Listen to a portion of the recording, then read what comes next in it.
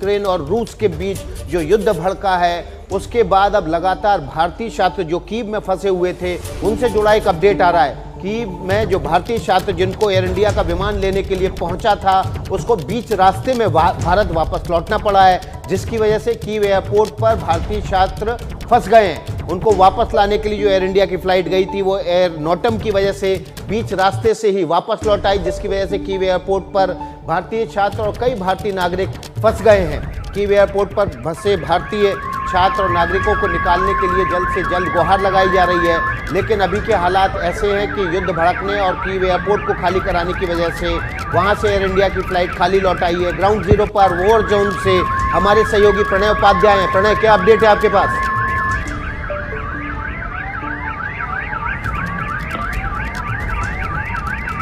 बिल्कुल विकास, आपने ठीक कहा। एयर इंडिया की फ्लाइट स्पेशल इवैक्यूएशन के तौर पर यहां से चलाई जा रही थी भारतीयों की वापसी के लिए, खासतौर पर भारतीय स्टूडेंट्स के लिए। वो कीव में लैंड नहीं कर पाई है और करीब 200 से ज्यादा भारतीय छात्र जो हैं इस फ्लाइट के लिए यहां पहुंचे हुए थे। वो एयरपोर्ट के पास मौजूद थे, लेकिन अब वो एयरपोर्ट के पास फंस गए हैं और ऐसे में भारतीय दूतावास कोशिश कर रहा है कि उन्हें सुरक्षित स्थानों तक ले जाया जा सके, उन्हें सुरक्षित जगह पर पहुंचाया जा सके, उन्हें ठहराया जा सके। और अगला इंतजाम क्या होगा, इसका रास्ता भारत को निकालना होगा, क्योंकि अगर कीव का एयरपोर्ट बंद हो जाता है तो ऐसे में एक बड़ा संकट खड़ा हो जाता है। और अगर यूक्रेन का एयर स्पेस इस तरीके से नोटम के कारण बंद करना पड़ता है, हवाई हमलों के जो सायरन बज रहे हैं वो भी इस आशंका की तरफ इशारा कर रहे हैं विकास, तो ऐसे में ये संकट और गहरा जाता है, क्योंकि जो भारतीय यहाँ हैं उनकी वापसी का रास्ता बहुत मुश्किल हो सकता है। ऐसे में किसी थर्ड कंट्री की बॉर्डर से, जिस तरह से यूएस ने पोलैंड के रास्ते से अपने नागरिकों को निकाला, उस रास्ते को एक्सप्लोर करना होगा। और ये चुनौती निश्चित रूप से बढ़ जाती है, क्योंकि ये जो भारतीय छात्र हैं ये यूक्रेन के अलग अलग हिस्सों में भी मौजूद हैं। ऐसे में उनको किस तरीके से सुरक्षित कीव तक लाया जाए या किसी दूसरे पॉइंट तक लाया जाए, ये तमाम लॉजिस्टिक्स जो हैं ये वर्कआउट करने होंगे। तो निश्चित रूप से ये चुनौती जो है और बढ़ गई है बीते 24 घंटों के अंदर। बिल्कुल, तो Pranay Upadhyay war zone ground zero से कीव से लगातार रिपोर्ट दे रहे हैं। एबीपी न्यूज़ पर कोई भी खबर सबसे पहले आप कीव से प्रणय उपाध्याय के जरिए देखेंगे। लगातार सुबह से अपडेट आ रहे हैं। कीव और आसपास के 3 अलग अलग शहरों पर सुबह से बैलिस्टिक हमले, मिसाइल के जरिए हमले किए रूस ने, और उसके बाद से अब खबर आई थी कि यूक्रेन ने रूस का एक लड़ाकू विमान मार गिराया है। सीधे हम प्रणय उपाध्याय का रुख करते हैं। प्रणय, लग रहा है कि जो वॉर है एस्केलेट और ज़्यादा होगा, क्योंकि अब रूस को एक बड़ी क्षति पहुंची है।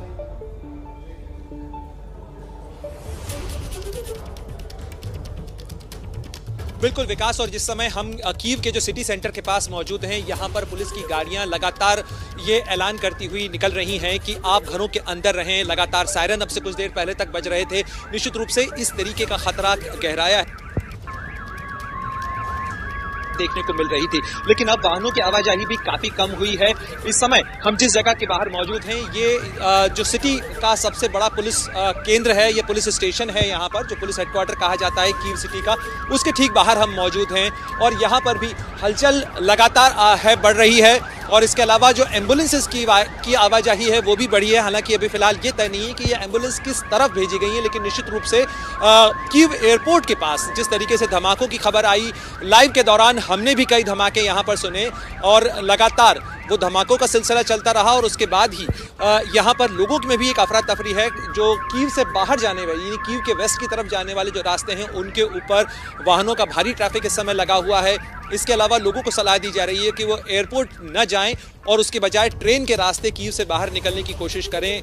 तो निश्चित रूप से कीव के लोगों के बीच में ये इस समय काफी संकट और चुनौती की स्थिति है। इसके अलावा रूस की तरफ से जिस तरीके से सैन्य कार्रवाई को शुरू किया गया है डॉनबास के इलाके के बाद भी, अगर हम देखें तो ये कि रूसी सेनाएं और जो विद्रोही सेनाएं थी वो यूक्रेन के खिलाफ जो कार्रवाई करती हैं, तो क्या वो कीव की तरफ आगे बढ़ती हैं, क्योंकि 30 लाख से ज़्यादा की आबादी का ये कीव शहर है। इसके अलावा ओडेसा, लिविया और मरियापोल, खारकोव, ये तमाम वो बड़े शहर हैं जो यूक्रेन के बड़े शहर हैं। और ऐसे में ये चिंताएं जो हैं पूरी दुनिया में है इस चीज़ को लेकर विकास, क्योंकि ये लड़ाई अगर छिड़ती है, ये लड़ाई अगर आगे बढ़ती है, तो इसकी आंच पूरी दुनिया को प्रभावित करेगी। ये इतनी बड़ी लड़ाई हो सकती है। हालात देखिए यहाँ पर इस वक्त गंभीर बने हुए हैं, खतरनाक होते जा रहे हैं, क्योंकि हमले की जो कार्रवाई है वो शुरू हो गई है। ग्राउंड जीरो से हमारे संवाददाता, मेरे सहयोगी लगातार आपको ये अपडेट दे रहे हैं। और किस तरीके से रूस शामिल हुआ है, दाखिल हुआ है यूक्रेन में, ये भी आपको हम समझाते हैं। इसके लिए मैं अपने सहयोगी आदर्श का रुख करना चाहूंगी। आदर्श, हमें समझाएंगे कि आखिर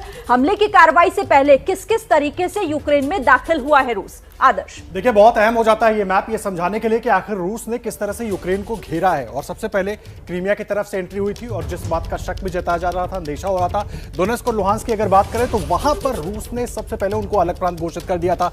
और साथ ही साथ आप ये बॉर्डर का इलाका पूरा देख रहे हैं, ये पूरा ऊपर का इलाका जो है ये यूरोप का इलाका है और बेलारूस का जितना इलाका है उस ओर से रूसी सेना ने यूक्रेन में घुसना शुरू कर दिया है।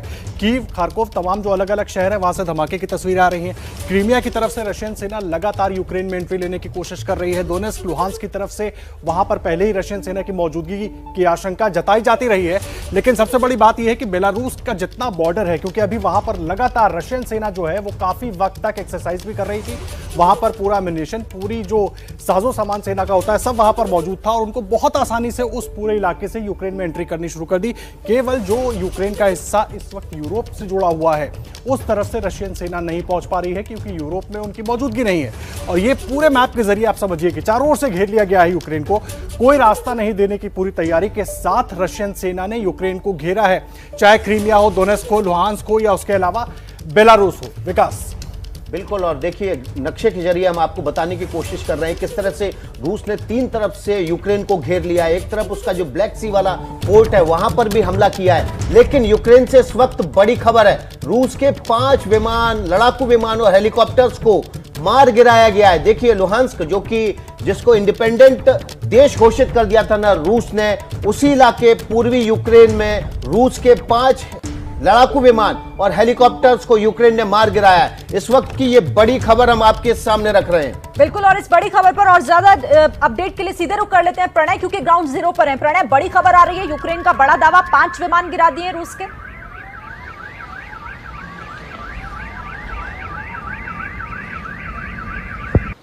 बिल्कुल, यूक्रेन की तरफ से ये दावा किया गया है शिरीन, और ये दावा जो है ये बताता है कि ये लड़ाई और गंभीर हो सकती है क्योंकि रूसी सेना के अगर लड़ाकू विमानों को, लड़ाकू हेलीकॉप्टर्स को मार गिराया है यूक्रेन ने तो निश्चित रूप से ये एक एस्केलेटरी मेजर होगा। और जैसा कि मैं आपसे कह रहा था कि ये जो बॉर्डर्स भी हैं ये ईस्टर्न यूरोप के डॉनबास के इलाके की बॉर्डर्स कहाँ और कैसे तय होंगी, और अगर रूसी सेना इस तरीके से इन्वॉल्व होती है और यूक्रेन अपने वजूद की लड़ाई को लड़ने के लिए आगे बढ़ता है तो निश्चित रूप से ये संघर्ष और टकराव बढ़ेगा। और ऐसे में जो प्रिसिजन स्ट्राइक की बात हो रही है, रूस यदि जवाबी कार्रवाई के तौर पर कीव को या बड़े शहरों को निशाना बनाता है, मिलिट्री इंस्टॉलेशंस को निशाना बनाता है यूक्रेन के, तो ऐसे में ये संकट और गहरा सकता है। लगातार रूस की तरफ से ये कहा गया है कि रूस अपने खिलाफ किसी नए एंटी रशिया स्टेट को बनने की इजाजत नहीं दे सकता है। लगातार रूस और यूक्रेन के बीच में 2014 के बाद से तनाव चल रहा था। मैं आपको बताऊं विकास कि जिस जगह पर हम खड़े हैं यहाँ से कुछ ही दूरी पर वो मैदान स्क्वायर है जहां पे ये सारा विवाद, सारा मामला शुरू हुआ था जब युकाशेंको की सरकार के समय में जो ट्रेड एग्रीमेंट है यूरोप के साथ का वो कैंसिल हुआ था। रशिया के साथ का जो ट्रेड एग्रीमेंट है वो परवान नहीं चढ़ पाया था और उसके बाद जो विरोध प्रदर्शनों का सिलसिला शुरू हुआ था यूक्रेन ने, और जिसने एक खाई खींच दी पूरे यूक्रेन के अंदर एक डिवीजन की जो प्रो रशिया और प्रो यूरोप के बीच जो है विवाद बढ़ता चला गया। हालिया विवाद जो है वो नाटो में यूक्रेन की सदस्यता को लेकर था जिस पे आपत्ति थी रूस की, और उसके बाद ये विवाद बढ़ता चला गया। रूस के यूक्रेन पर हमले और यूक्रेन के पलटवार के बारे में लगातार हम आपको बता रहे हैं। अब हम आपको बता देते हैं किस तरह से रूस और यूक्रेन के बीच जो शक्ति संतुलन है वो क्या है, वो शक्ति संतुलन किस तरह से इस पूरे इलाके के संतुलन को बिगाड़ेगा और बनाएगा। देखिए रूस की सैनिक ताकत 8.5 लाख सैनिक है रूस के पास, पैरामिलिट्री फोर्स 2.5 लाख है, एयरक्राफ्ट 4173 हैं, जबकि इसके यूक्रेन के पास 318, फाइटर एयरक्राफ्ट 772 हैं और हेलीकॉप्टर 1543, जबकि यूक्रेन के पास कुछ ही है। लड़ाकू विमानों की तादाद 544 से लेकर 34 है केवल यूक्रेन के पास, टैंक 12,420 जबकि ये 2,500 हैं, और रॉकेट लॉन्चर देखिए 3391 हैं उसके पास, रूस के पास पनडुब्बी 70 हैं, यूक्रेन के पास एक भी पनडुब्बी नहीं है, जबकि जो बड़ा इलाका है वो समंदर ब्लैक सी से जुड़ता हुआ है। 11 युद्धपोत हैं रूस के पास। रक्षा बजट देखिए 4,65,00,000 करोड़ का है, जबकि 45,000 करोड़ का सिर्फ यूक्रेन का है। तो अब सीधे चलते हैं आदर्श के पास, कुछ तस्वीरें आ रही हैं सीधे कीव से। जो विकास से सेंट्रल कीव की तस्वीरें हम दिखा रहे हैं अपने दर्शकों को। तस्वीरें आप देख सकते हैं, कुछ लोग अपने नॉर्मल रूटीन के साथ नजर आ रहे हैं जॉगिंग करते हुए, लेकिन सेंट्रल कीव का जो इलाका है ज्यादातर गाड़ियां मूव करते हुए नजर आएंगी और जो लोग हैं उनके पास या तो कोई बैग है या कुछ ऐसा सामान वो लेकर जा रहे हैं ताकि उनको फिर घर से निकलना ना पड़े। और गाड़ियों की संख्या लगातार सुबह से बढ़ना शुरू हो गई, क्योंकि सुबह से हम तस्वीरें सेंट्रल कीव की भी दिखा रहे हैं अपने दर्शकों को। सुबह सन्नाटा था, धीरे धीरे करके लोग आते गए सड़कों पर और अब पूरे इलाके में गाड़ियां दिखाई देने लगी। वहीं कीव के दूसरे इलाकों की बात करें, कई जगहों पर ट्रैफिक जाम लगने की भी खबरें आई है। लेकिन ये जो पूरी तस्वीर आप इस वक्त अपनी टेलीविजन स्क्रीन पर देख रहे हैं, ये सेंट्रल कीव की तस्वीरें हैं और अलग अलग तरीके से लोग निकलने की कोशिश कर रहे हैं। कुछ लोग अपने बिल्कुल नॉर्मल रूटीन में भी नजर आ रहे हैं, लेकिन जो इस तरह के हालात यूक्रेन में बन गए हैं उसके बाद ज्यादातर लोगों की कोशिश ये है कि वो अपना सामान आदर्श मैं रोकना चाहती हूँ आपको, यहाँ पर एक बड़ी खबर आ रही है और बड़ी खबर बता दें, क्योंकि यहाँ पर रूस ने यूक्रेन के एयरबेस को तबाह करने का दावा किया है। बड़ी कार्रवाई का दावा यहाँ पर रूस की तरफ से किया गया है कि यूक्रेन के एयरबेस को तबाह कर दिया है हमने। यूक्रेन के एयर डिफेंस भी तबाह करने का रूस दावा कर रहा है। ये कार्रवाई कितनी बड़ी होती जा रही है अगर इस दावे को सही माना जाए। इस और ज्यादा डिटेल्स के लिए रुक करेंगे, प्रणय हमारे साथ जुड़े हुए। प्रणय, पहले यूक्रेन दावा करता है, अब रूस ने और बड़ा दावा करते हुए कहा है कि हमने तो यूक्रेन के एयरबेस को तबाह कर दिया।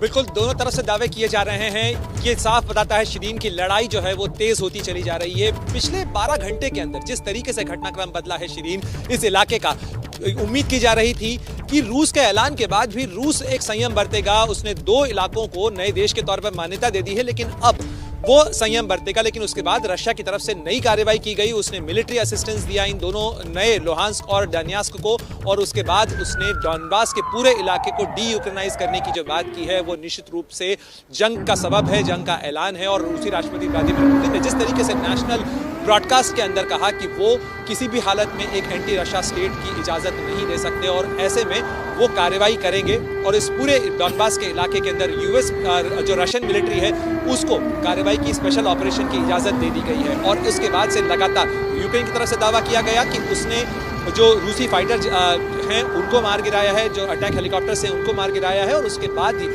यूक्रेन की तरफ से भी ये दावा किया गया कि उसने जो है ये कार्रवाई की है। लेकिन रशिया ने ये दावा किया है, रूस की तरफ से दावा किया गया कि उसने जो है यूक्रेन के मिलिट्री बेसिस को निशाना बनाया है। धमाकों की आवाज़ हमने भी सुनी, एबीपी न्यूज़ के दर्शकों ने भी सुनी और लगातार जो पैनिक है, लगातार जो चिंताएं हैं वो यहाँ महसूस की जा सकती हैं। कीव से अब लोगों के बाहर निकलने का सिलसिला जो है वो बढ़ रहा है। खासतौर पर चिंता उन स्टूडेंट्स को लेकर भी है जो भारतीय छात्र कीव के एयरपोर्ट पर फंसे थे, उसी एयरपोर्ट से जिससे हम यहाँ पर पहुँचे थे अब से कुछ घंटों पहले ही। लेकिन उस एयरपोर्ट को अब बंद कर दिया गया है, यानी कीव का जो सबसे महत्वपूर्ण इंटरनेशनल कनेक्शन था, जो कीव का एयरपोर्ट है, इंटरनेशनल एयरपोर्ट है, वो फिलहाल बंद है। कीव के एयरपोर्ट के आग को खाली कराया जा रहा है, उसके आसपास धमाकों की आवाज़ सुनी गई है। हालांकि आधिकारिक रूप से रही हमारे साथ, क्योंकि हालात लगातार बदतर होते जा रहे हैं। वार और उसके बाद पलटवार भी शुरू हो गया है। हमारे साथ रशियन पत्रकार डॉक्टर रामेश्वर सिंह हमारे साथ जुड़ गए हैं। डॉक्टर रामेश्वर, क्योंकि तस्वीरें भी बहुत भयानक आ रही हैं और जानकारियां भी जो वहां से आ रही हैं वो बहुत भयानक ये बता रही हैं कि ये अब बहुत बड़ा खतरा यूक्रेन में बढ़ चुका है। जी बिल्कुल, अगर आप देखेंगे आज रात में प्रेसिडेंट पुतिन का एक संदेश आया देश के नाम, और जिसमें उन्होंने अनाउंस किया कि हम अब जो है हमारी आर्मी जो है लुहांस्क दोनेत्स्क में जाएगी और तभी से ये चीज़ें चालू हुई हैं। और अगर आप देखें जो आपके कस्टमर कीव से कह रहे हैं, यहाँ भी साउथ के दक्षिण के करीब 12 एयरपोर्ट यहाँ भी बंद हैं और हालात अब क्या होती है कुछ घंटों में पता चलेगा इसके आगे क्या होता है। और रशिया तो कह रहे कि हाई एक्यूरेट वेपन का यूज कर रहे हैं, ऐसा कोई नहीं है, जनता को कोई इसमें कोई खतरा नहीं होगा। तो अब तो वेट एंड वॉच करना होगा कि इसके आगे क्या और हो सकता है। जी डॉक्टर रामेश्वर सिंह हमारे साथ यूक्रेन से सीधे जुड़ गए हैं। वो बता रहे हैं किस तरह से ग्राउंड जीरो पर हालात हैं और ग्राउंड जीरो पर ही वॉर जोन में हमारे सहयोगी लगातार प्रणय उपाध्याय वहां से अपडेट आपको दे रहे हैं। प्रणय, लगातार एस्केलेट हो रहा है। अब जो खबर आ रही है कि यूक्रेन ने जो 5 विमान, लड़ाकू विमान, हेलीकॉप्टर मार गिराए थे, उसके जवाब में रूस ने उनके कई एयरबेस खत्म कर दिए हैं। और खबर यह भी आ रही है कि यूक्रेन को आशंका है कि उसके बहुत से जवान इस हमले में मारे गए।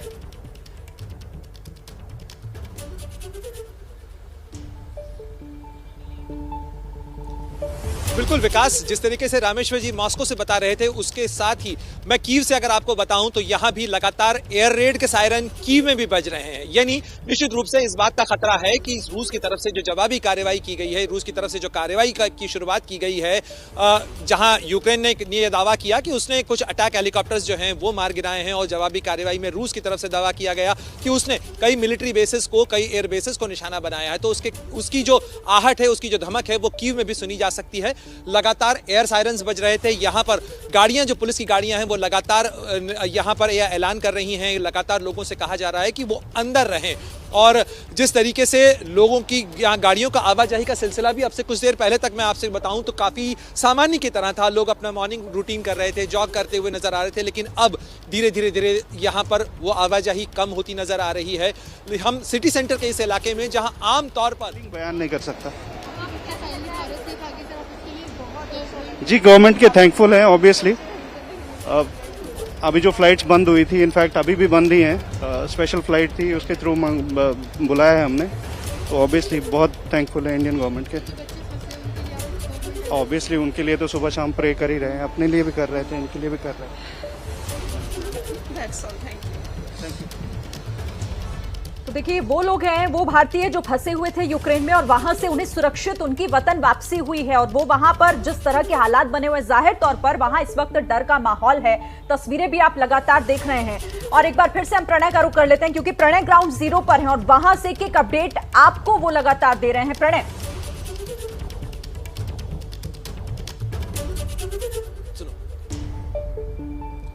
बिल्कुल शिरीन, मैं आपको बताऊंगा कि जिस तरीके से एम्बुलेंसेस की आवाजाही भी जो है वो फिलहाल यहां पर बढ़ी है। खासतौर पर हम, चूंकि ये पुलिस हेडक्वार्टर है कीव का, उसके आसपास हैं, और यहां सड़कों पर लगातार पुलिस के वाहन और उसके साथ साथ जो एम्बुलेंसेस हैं उनकी भी आवाजाही है। यानी नेशनल क्राइसिस जो है, नेशनल इमरजेंसी का ऐलान कुछ घंटे पहले किया जा चुका है। 30 दिनों के लिए नेशनल इमरजेंसी की घोषणा, बड़ी कार्रवाई का ऐलान आया। वो पुतिन ने वो रूसी सेना को स्पेशल ऑपरेशन के लिए ऑथराइज कर रहे हैं डॉनबास के इलाके में। यानी जो रिपब्लिक ऑफ डानियास्क और रिपब्लिक ऑफ लोहांस्क, इन दोनों ही जो नए देशों के तौर पर जिसे मान्यता रूस ने दी है, वहां पर कार्रवाई रूसी सेना करेगी। क्राइमिया पहले ही रूसी सेना के कब्जे में है। इसके अलावा ब्लैक सी के अंदर पहले ही रूसी सेना के ठिकाने हैं। और इसके अलावा बेलारूस जो है, जो रूस का महत्वपूर्ण साझेदार भी है, रूस का महत्वपूर्ण सहयोगी भी है, और वहां पर रूसी सेना पहले से मौजूद थी, उसके बेसेस मौजूद थे। यानी अगर आप यूक्रेन के नक्शे को देखें तो 2/3 से ज्यादा हिस्सा उसका रूस से घिरा हुआ है। रूस का रोस्तेव इलाका पहले ही जो पूर्वी यूक्रेन का हिस्सा था उससे लगा हुआ था, लेकिन अब डॉनबास का जो पूरा इलाका है वहां पर यूक्रेन की सेना अब नहीं पहुंच पा रही है। और ऐसे में ये लड़ाई लगातार तेज होती जा रही है, क्योंकि ये यूक्रेन के लिए वजूद की लड़ाई है। यूक्रेन ये कह रहा है कि वो किसी भी तरीके से इस लड़ाई को लड़ेगा, चाहे नतीजा कुछ भी हो। आम नागरिकों की तस्वीरें आपने देखी कि किस तरीके से लोग अपने हथियारों की ट्रेनिंग ले रहे हैं। अगर जरूरत पड़ती है तो वो हथियार उठाने के लिए तैयार होंगे। यूक्रेन के अंदर एक बड़ी जो संख्या है वो रिजर्विस्ट फोर्सेस की है। बहुत सारे जो संगठन हैं यहाँ पर, जिन्हें सेना तो नहीं कहा जाता, लेकिन वो अलग अलग मिलिशिया ग्रुप्स हैं। इन ग्रुप्स की भी बड़ी भूमिका मानी जा रही है। और इस तनाव के बीच में अगर हालात नियंत्रण में नहीं आते हैं तो ये बड़ा संकट खड़ा हो सकता है। विकास, पूरे यूरोप के लिए बड़ा संकट हो सकता है, और दुनिया में जो कोरोना महामारी से पहले ही करा रही थी, आर्थिक संकट भी बहुत बड़ा हो सकता है, जिसका असर दुनिया के कई देशों को झेलना पड़ सकता है। तो लगातार कोशिश की जा रही है प्रणय, तमाम दुनिया के देशों की तरफ से भी कि इस युद्ध को रोका जाए। जर्मनी की तरफ से ये कहा गया है रूस से कि हमले को तुरंत रोक दिया जाए। लेकिन इस वक्त की बड़ी खबर है, और देखिए 2 जगहों से हम ये खबर आपको सामने रख रहे हैं। जहां से हमला हुआ है रूस, वहां से हमें हमारे गेस्ट हैं, खासतौर पर वहां के पत्रकार डॉक्टर रामेश्वर सिंह और प्रणय उपाध्याय, जहां हमला हुआ है ग्राउंड जीरो वॉर जोन में हैं। हम सीधे चलते हैं आदर्श के पास। कुछ नई तस्वीरें आई हैं आदर्श, नई तस्वीरें। विकास, ये बहुत डराने वाली तस्वीरें हैं। खार्किव की तस्वीरें इस वक्त अपने दर्शकों को हम दिखा रहे हैं टेलीविजन स्क्रीन पर, या आप देख रहे हैं तमाम जगहों पर केवल धुआं ही धुआं नजर आ रहा है। और बता दें ये चुगेव एयरबेस है, यूक्रेनी सेना का ये एयरबेस है जहां पर ट्रेनिंग दी जाती है पायलट्स को और नेविगेटर्स को, और उसको निशाना बनाया गया है, क्रूज मिसाइल से निशाना बनाया गया है और पूरे तरीके से उस एयरबेस को खत्म करने की कोशिश की गई है। और लगभग कुछ ऐसा ही हुआ भी है वहां, क्योंकि ये धुएं का गुबार देखकर आप अंदाजा लगा सकते हैं किस तरह से क्रूज मिसाइल के जरिए वहां पर हमला किया गया। और ये सिर्फ खार्किव की एक तस्वीर है, इसके अलावा अलग अलग जगहों से और तस्वीरें आ रही हैं। लगातार अपने दर्शकों तक हर तस्वीर सबसे पहले एबीपी न्यूज पर हम पहुंचा रहे हैं। खार्किव के चुगेव एयरबेस की ये तस्वीरें आप देख रहे हैं जहां पर 203 बटालियन, जो यूक्रेन एयरफोर्स की 203 बटालियन है, उसको ट्रेनिंग दी जाती है। वो ट्रेन किया जाता है वहां पर पायलट्स को और नेविगेटर्स को, और उस पूरे एयरबेस को पूरे प्लान के साथ नेस्तनाबूद कर दिया गया ताकि वहां से कोई भी जो फाइटर प्लेन है, कोई भी जहाज है, वो उड़ान ना भर पाए। और साथ ही साथ इसी तरह अलग अलग जो फैसिलिटीज हैं, आर्मी फैसिलिटीज हैं, एयरफोर्स फैसिलिटीज हैं, उनको निशाना बनाया जा रहा है पूरे यूक्रेन के अंदर। और लोगों का दावा है, सोशल मीडिया पर जो वीडियोस आ रहे हैं, इसके अलावा जो तमाम वीडियोस अभी तक हम तक पहुंचे हैं, क्रूज मिसाइल का इस्तेमाल हो रहा है और लगातार फाइटर जेट्स कई जगह पर उड़ते हुए देखे जा रहे हैं। और खास करके सेंट्रल कीव की तस्वीरें भी हमने दिखाई थी जहां पर एयर रेड सायरन काफी पहले ही बजाया जा चुका है और लोगों को वहां पर अंडरग्राउंड होने की सलाह दी जा रही है। और ये खार्किव की तस्वीरें आप देख रहे हैं विकास। बिल्कुल, तो जिस तरह से ये तस्वीरें वहां से अब धीरे धीरे सामने आ रही हैं, ये बताने के लिए काफी है कि कैसे हालात लगातार खतरनाक होते जा रहे हैं, क्योंकि वार और उसके साथ ही पलटवार शुरू हो गया है रूस और यूक्रेन के बीच।